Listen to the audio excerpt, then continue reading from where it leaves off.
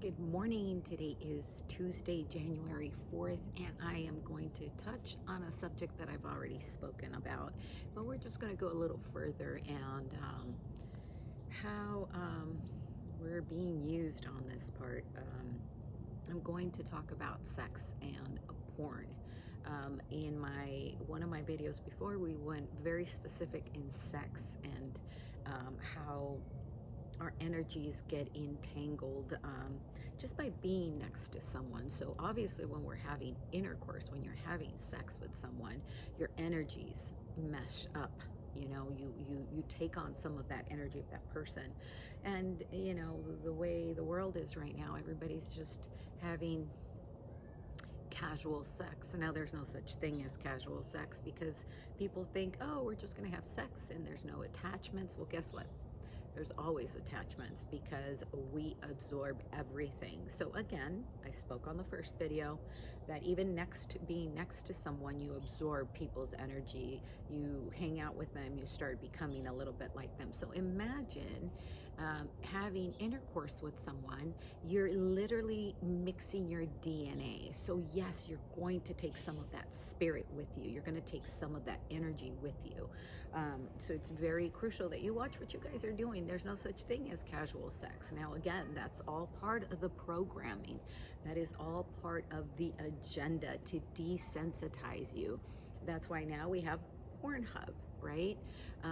We've all looked at porn at one time or another. I know I did. People look at it for curiosity or just to see, and then they get addicted to it or whatever.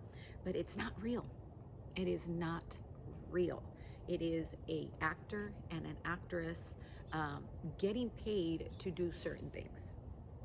Now, I personally have a very good friend of mine that was in the porn industry. She was the top person in the porn industry when it came to the females. And I know her story, and I know that one day she'll come out and tell it to the whole world, but it was a very dark time for her.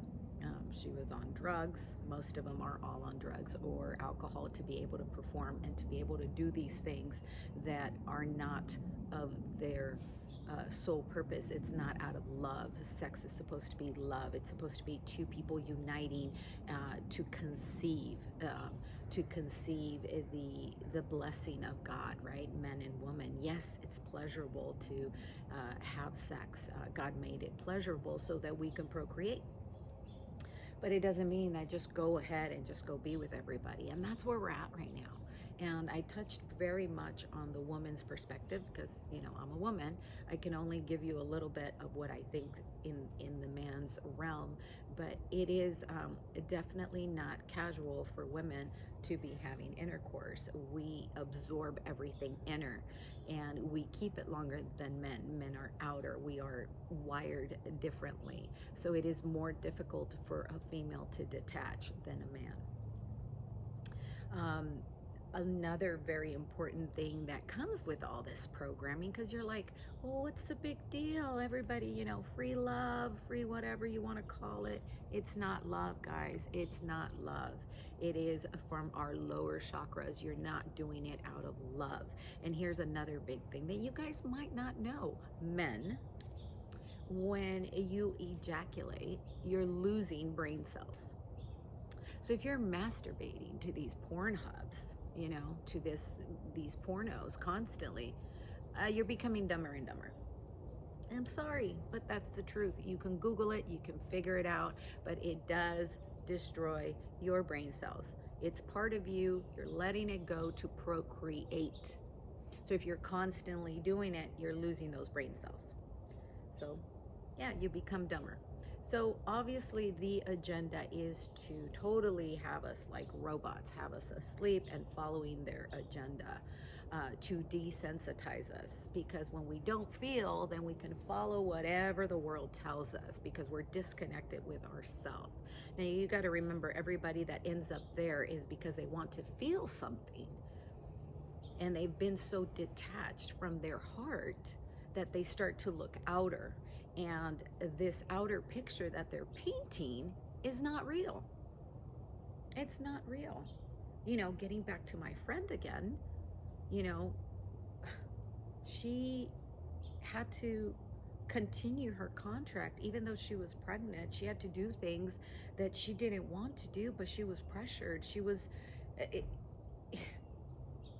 she was programmed. She did it first for the money, and then she realized that that wasn't the life for her, and it took a lot for her to get out of it, because we are programmed with the money, right? The money pays the bills, whatever. But if you start following the money, and if you start worshiping the money, because that's what you're doing, you just got to put a price tag, and then you'll do it, because you're like, well, I won't do that, but the right price, I'll do it. So you can't do that. You have to follow your passion. You have to follow your heart. And if you follow your heart and your passion, that God gives you that fire to pursue that, then you'll be blessed and you'll be abundant. Um, Again, we always get back down to the money. And I like to go back to scripture. So in the book of Thomas, they have, they asked Jesus, they were talking to Jesus, and Thomas would write everything down. And he said, you cannot follow two gods, money and God. You have to only follow one. And, you see in Hollywood, a lot of people that, as soon as they have a big CD or something, they get a trophy for something. Oh, thank God, thank God, and I'll talk about Cardi B. And again, I'm no one to judge. I'm just telling you what I see and what's out there. So she prays, she'll always be praising God every time she makes $1, but she'll do anything for the right amount of money. And we all know that. She might not want to speak to the president, but if you give her the right amount of money, she will. She might not want to hang out, and this came out. She would put people. She used to work at a strip club, and she would get men very, very drunk and pretend that she's going to take them to the room, and she would, and then she would steal everything from them. Now, this is just one person that I'm talking about, right? There's so many that do that. I know I did. I was in a industry, of bail bonds, and I was making a lot of money, and I was doing everything correctly. I was helping people get out of jail, but sometimes I would do things that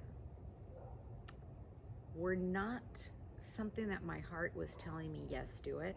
But I would do it because guess what? I had to pay the electricity. I had to, pay the employees or whatever. So I'll give you an example. When I first started working as a bail bonds, before I started my company, now I've had the company for over 20 years.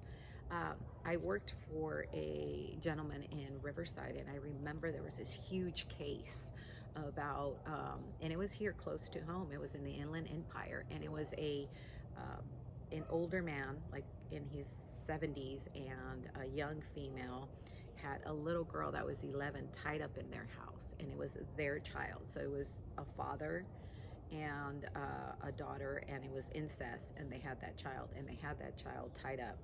And the only reason they found her was because UPS went to do a delivery, and they heard something.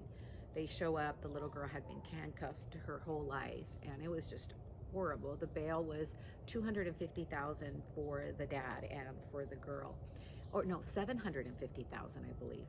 And I remember seeing this on the news. I was already working as a bail bonds, and then the following week, here comes that old man in the office, and I'm like, what the heck? Because it was all over the news. And I remember asking my boss, I was like, you bailed him out?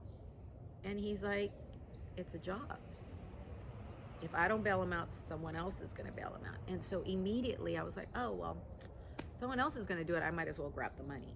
And so that was programmed in my mind. And so I would bail out people, anybody that would just, pay the bond, had the signatures, had the, equity to protect it.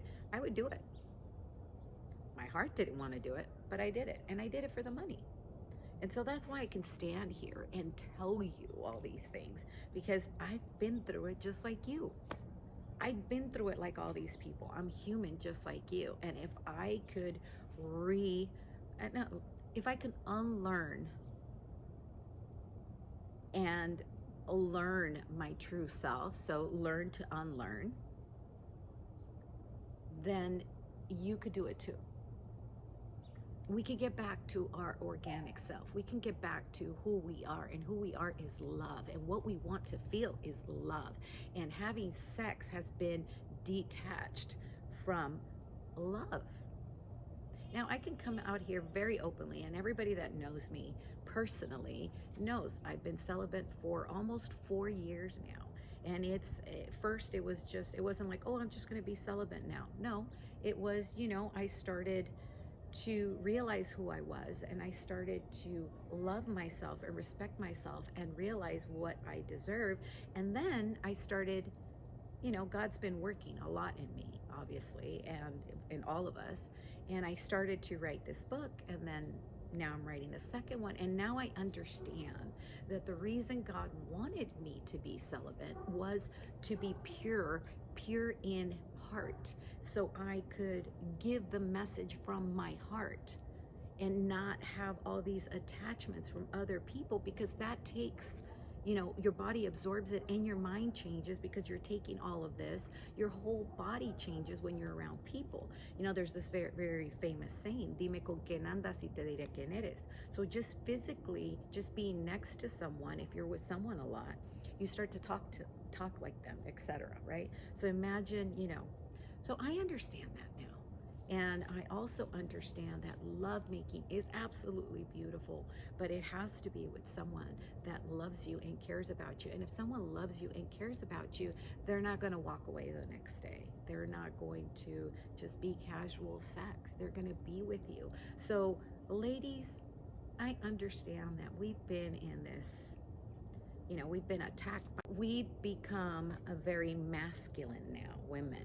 We've been very masculine, and we're like, oh, if you could do it, I could do it too, to kind of stand a ground. But we're very far from being men. We're women, and we are wired differently. Yes, we have a balance within masculine and feminine, but we are women. I am a woman, and so I'm going to be love and what I'm supposed to be. Obviously, before I wasn't. I wanted, I was the boss babe, the boss bitch, or whatever you want to call it, because I even referred to myself as that. I'm not that anymore. I am a beautiful, divine, feminine woman, and I embrace that. And I am asking you guys to connect to self and really get back to who you are. It's a very difficult time if you try to be like everybody else. It's a very difficult time for a man right now as well, because a true man feels like, oh, wait, can I do this or can I do that? I don't know what's right, what's accepted in society. Well, stop worrying about society. Stop worrying about everybody else. Connect to your heart and be your true self. That's all it's about, to actually be you. And I promise you that when you break all those walls down, all these programs, because that's what it is, remember, it's programs that society has put so that you could disconnect and follow the herd. It's time to connect to yourself and to God. When you connect to self, you connect to source, this beautiful source. I'm literally in front of the sun right now. It is beautiful. It is energy. We're all made of energy, and so we are all the same, guys. And there's just different things that happen to us, but we all want the same thing. So on this beautiful day, remember, disconnect, guys. Disconnect from the matrix and connect to your true self. Bye-bye, guys. Sending you guys a lot of love.